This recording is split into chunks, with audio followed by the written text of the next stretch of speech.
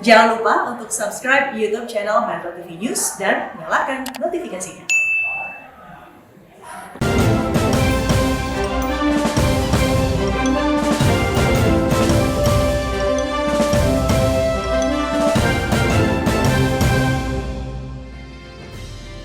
Halo, selamat malam pemirsa, apa kabar Anda? Kita kembali berjumpa dalam Presiden's Corner.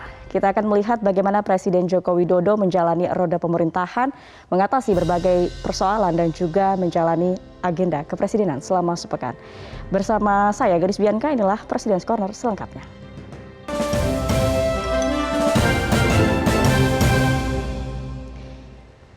Pemirsa, memantau minyak goreng di pasar hingga mendorong pengembangan usaha mikro dan kecil mengisi agenda Presiden Jokowi pekan ini. Lalu apa saja agenda kerja Presiden lainnya? Berikut informasinya.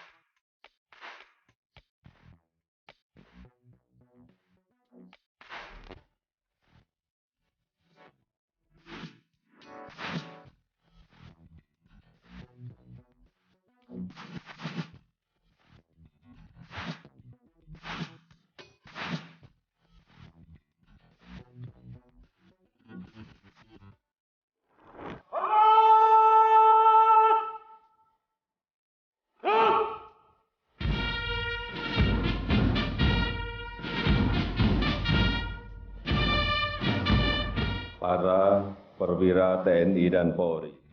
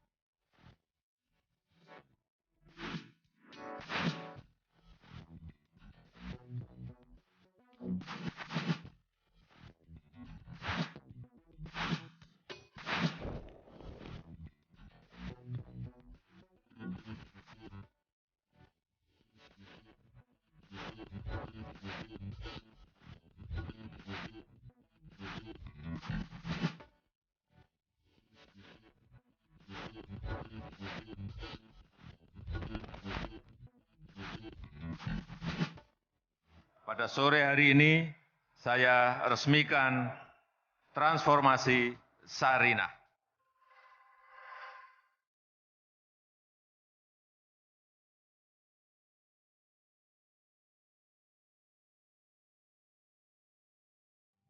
Jadi kalau sudah pegang ini dan peluang usahanya ada, peluang pasarnya ada, segera Bapak Ibu semuanya berbondong-bondong ke BRI atau ke bank-bank lain yang menyalurkan kredit KUR.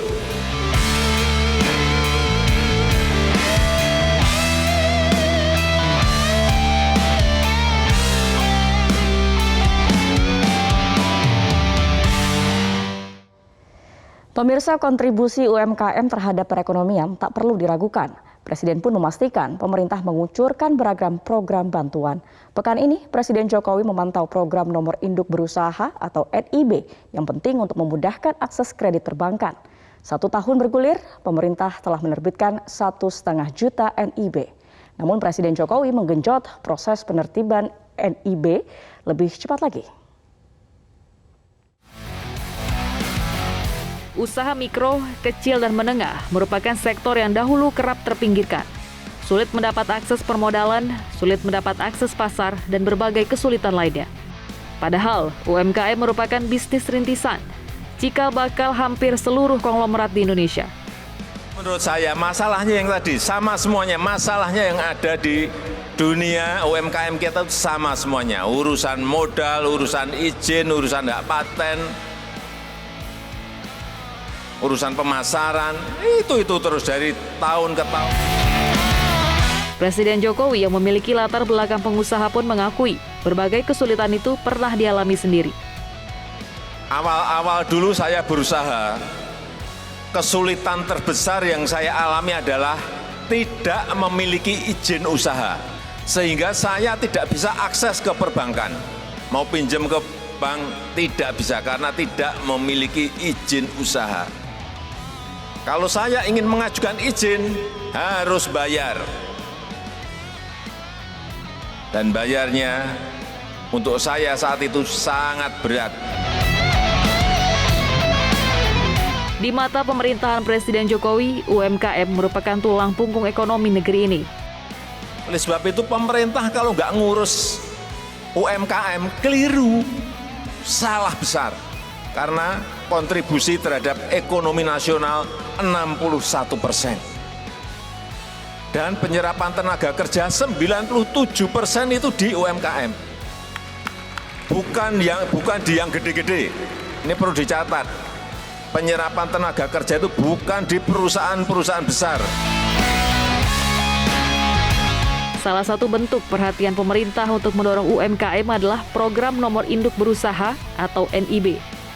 Selain menjadi identitas usaha, NIB juga penting untuk membuka berbagai akses, seperti izin impor atau akses kepabeanan. Pekan ini Presiden Jokowi memantau kinerja program NIB yang diluncurkan Agustus tahun lalu. Apakah benar yang namanya NIB ini cepat, nomor induk berusaha ini cepat? Kalau kita ingin mengajukan, saat itu saya melihat cepat, tapi nanti mau saya cek lagi apakah sampai saat ini masih cepat kalau kita meminta nomor induk berusaha. Dan saya senang NIB yang terbit dari Agustus 2021 sampai Juli 2022 sudah 1,5 juta.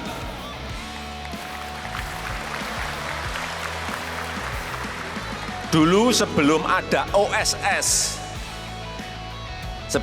OSS, itu per hari paling hanya 2.000 izin keluar. Hanya 2.000. Sekarang sudah sampai angka 7.000 sampai 8.000 per hari. Tapi yang saya minta bukan angka 7.000, 8.000 per hari. Yang saya minta 100.000 per hari izin harus keluar. Dan itu nanti ada tanggung jawab dari kepala daerah. Supaya mendorong pengusaha-pengusaha mikro, pengusaha kecil, menengah untuk semuanya memiliki izin ini yang namanya nomor induk berusaha. Yang tidak kalah penting, NIB juga memudahkan akses UMKM untuk mendapat permodalan. Presiden Jokowi mengungkapkan pemerintah menganggarkan Rp373 triliun tahun ini untuk membantu permodalan UMKM.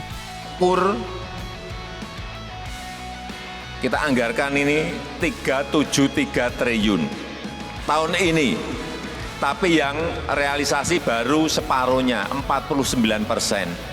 Saya tadi tanya ke Pak Dirut BRI, 49%. Jadi kalau sudah pegang ini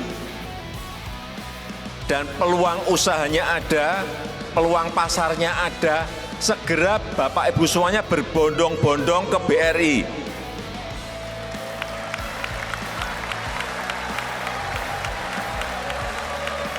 Atau ke bank-bank lain yang menyalurkan kredit KUR. Bunganya berapa, Pak? Pak Dirut?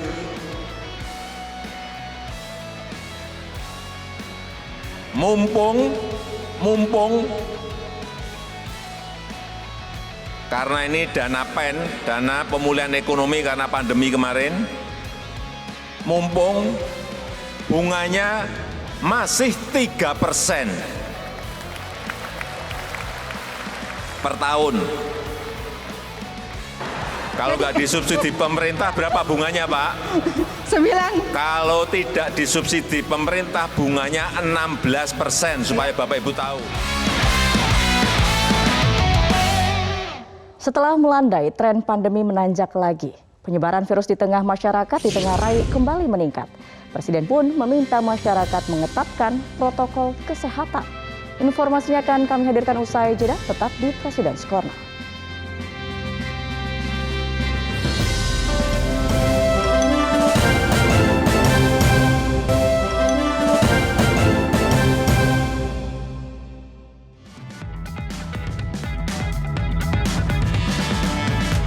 Kita tetap harus hati-hati, kita tetap harus waspada, karena memang faktanya COVID itu masih ada.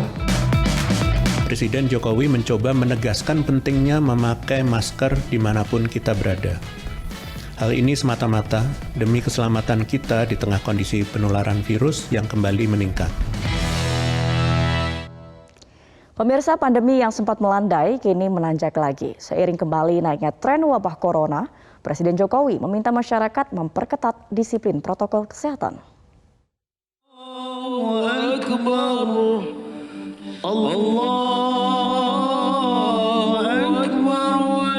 Untuk pertama kali, Presiden Jokowi melaksanakan sholat Id bersama masyarakat luas di era pandemi. Presiden dan Ibu Negara akhir pekan lalu sholat Idul Adha di Masjid Istiqlal, Jakarta. Pasca Idul Fitri tahun ini, pandemi memang menunjukkan tren melandai. Pemerintah pun melonggarkan kegiatan masyarakat. Kegiatan Presiden juga dilonggarkan dan Presiden dapat kembali intensif berinteraksi dengan masyarakat. Namun Presiden mengingatkan wabah corona masih ada. Presiden meminta masyarakat kembali memperketat disiplin protokol kesehatan. Saya juga ingin mengingatkan pada kita semuanya bahwa COVID masih ada. Oleh sebab itu, baik di dalam ruangan maupun di luar ruangan, memakai masker adalah masih sebuah keharusan.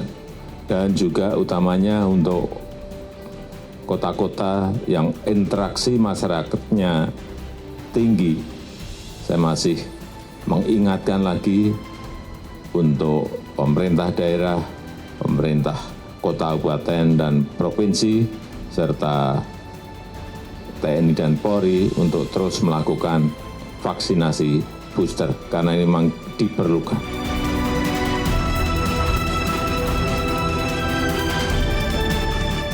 Pada 17 Mei lalu, pemerintah memang melonggarkan protokol kesehatan. Saat itu, Presiden menyatakan bila berada di ruang terbuka yang tidak padat orang, masker boleh tidak digunakan. Pasca pelonggaran, banyak masyarakat yang mulai melupakan protokol kesehatan. Memakai masker misalnya, kini mulai ditinggalkan, walau tengah berada di dalam ruangan. Kita tetap harus hati-hati, kita tetap harus waspada, karena memang faktanya COVID itu masih ada, utamanya yang varian BA4 dan BA5 di semua negara. Alhamdulillah kita masih berada pada angka-angka yang masih terkendali. Negara-negara lain ada yang masih di atas 100.000 kasus hariannya. Itu yang harus kita waspadai. Menurut data Satgas COVID-19, dinamika pandemi patut diwaspadai. Pada 12 Juli 2022 misalnya, kasus positif harian melonjak di atas 3.000 kasus. Angka tersebut melonjak 6 kali lipat dibandingkan 1 bulan sebelumnya. Pada 12 Juni 2022, kasus harian berada pada angka 551. Lonjakan kasus harian berimbas pada kasus aktif. Pada 12 Juli 2022, kasus aktif menembus 20.000 kasus, naik 4 kali lipat dibandingkan bulan sebelumnya pada kisaran 4.000 kasus. Satgas COVID-19 juga mengungkapkan positivity rate mingguan juga naik menjadi 5,12%. Melewati standar Badan Kesehatan Dunia WHO di angka 5%. Satgas COVID-19 pun menyebut tingkat penularan di tengah masyarakat mulai meningkat. Bahwa kita perlu meningkatkan kesiapsiagaan yang lebih tinggi, apalagi saat ini distribusi subvarian terbaru Omikron, yaitu BA4 dan BA5, mendominasi sekitar 81% dari varian COVID-19 nasional yang ada. Berkaca dari pengalaman di negara lain, umumnya puncak kasus terjadi sekitar 16-33 hari, sedangkan puncak rawat inap sekitar 29-49 hari kemudian sejak subvarian ini pertama kali ditemukan. Jika ditelaah, kedua subvarian ini muncul di tanggal 6 Juni 2022 atau sekitar 36 hari yang lalu, sehingga masih ada potensi kenaikan kasus ke depannya. Namun, potensi ini dapat kita cegah jika kita menjalankan perilaku hidup bersih dan sehat. Pada perayaan Hari Raya Idul Adha 10 Juli kemarin, Presiden Jokowi mencoba menegaskan pentingnya memakai masker dimanapun kita berada. Hal ini semata-mata demi keselamatan kita di tengah kondisi penularan virus yang kembali meningkat. Mungkin banyak juga yang bertanya-tanya pentingnya tetap menjalankan protokol kesehatan setelah sudah divaksin booster. Nyatanya, data dan fakta menunjukkan bahwa orang yang tidak menjalankan hal tersebut dapat kembali tertular walaupun sudah divaksin booster. Dinamika aturan protokol kesehatan yang menyesuaikan kondisi pandemi sesuai dengan pernyataan Presiden Jokowi, yaitu pemerintah tidak tergesa-gesa dalam melakukan transisi pandemi ke endemi. Apapun ada masa transisi yang kita masih harus hati-hati. Saya tidak ingin kayak negara-negara lain langsung buka masker. Enggak. Ini masih ada transisi kira-kira 6 bulan. Kita lihat seperti apa, baru nanti silahkan kalau di luar ruangan buka masker, kalau di dalam ruangan masih tetap pakai masker. Ada tahapan-tahapan dan kita tidak perlu tergesa-gesa, karena apapun kita punya pengalaman saat Delta seperti apa, saat Omikron seperti apa, sehingga kehati-hatian, kewaspadaan itu tetap harus.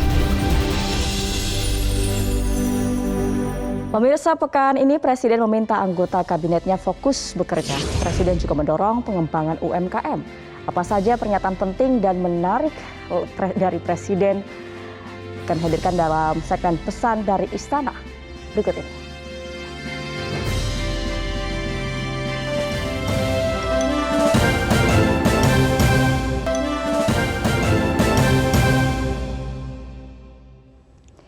Pemirsa, di tengah ancaman resesi, Presiden Jokowi memerintahkan para menteri bekerja dengan penuh konsentrasi. Presiden meminta para pembantunya mengamankan pangan dan energi. Ya, saya minta semua menteri fokus bekerja. Kalau menteri perdagangan ya urus yang paling penting seperti yang saya tugaskan kemarin, bagaimana menurunkan harga minyak goreng berada di 14.000 atau di bawah 14.000. Paling penting itu tugas dari saya itu. Jadi ke pasar-pasar adalah dalam rangka mengecek, saya pun juga sama ke pasar mencek minyak goreng, utamanya ini yang kita cek itu minyak curah loh ya, jangan sekali-kali lari ke minyak kemasan yang premium. Yang kita cek adalah minyak goreng curah agar harganya di angka 14.000 atau di bawahnya. Kalau yang saya datangi pasar-pasar sudah di angka 14.000 itu. Kalau di luar Jawa ada yang masih di atas 14 ya satu persatu akan kita selesaikan. Ya. Terima kasih Pak Presiden. Menteri yang lain juga ya Pak ya. Sama semuanya harus fokus bekerja, utamanya yang berkaitan dengan energi dan pangan, ini penting. Ini saya urus terus, urusan yang berkaitan dengan BBM, urusan yang berkaitan dengan energi itu misalnya batu bara, semuanya karena dunia terdisrupsi di energi dan pangan, sehingga kita harus konsentrasi dan jangan sampai kita terpeleset di dua bidang ini. Sementara saat melantik perwira remaja TNI dan Polri, Presiden mengingatkan bahwa integritas dan kepentingan negara di atas segalanya. Saudara-saudara, adalah masa depan TNI dan Polri. Saudara harus cakap memahami masa depan, memahami strategi pertahanan masa depan, menghadapi tantangan masa depan, menguasai teknologi masa depan, pandai dan berketerampilan sesuai dengan kebutuhan masa depan. Saatnya saudara untuk menunjukkan prestasi sebagai kesatria yang tangguh. Tunjukkan integritas dan loyalitas saudara kepada masyarakat bangsa dan negara. Tunjukkan kecerdasan dan ketangkasan saudara-saudara untuk menghadapi masa depan. Tunjukkan kemampuan saudara-saudara untuk selalu berhasil menjalankan tugas. Jadilah pemimpin yang berkarakter, menjadi sumber inspirasi dan teladan, mengedepankan integritas dan kepentingan negara di atas segala-galanya, mengasah kualitas dan profesionalisme diri, menjaga nilai-nilai Sabta Marga, Sumpah Prajurit, 8 Wajib TNI, Tribrata, dan Catur Prastya Polri, mengabdi untuk Pancasila, Undang-Undang Dasar 1945, NKRI, dan Bhinneka Tunggal Ika. Dan pemirsa, informasi tadi sekaligus menutup jumpa kita hari ini di President's Corner. Saya Gadis Bianca pamit undur diri. Kita berjumpa lagi pekan depan. Selamat malam, sampai jumpa.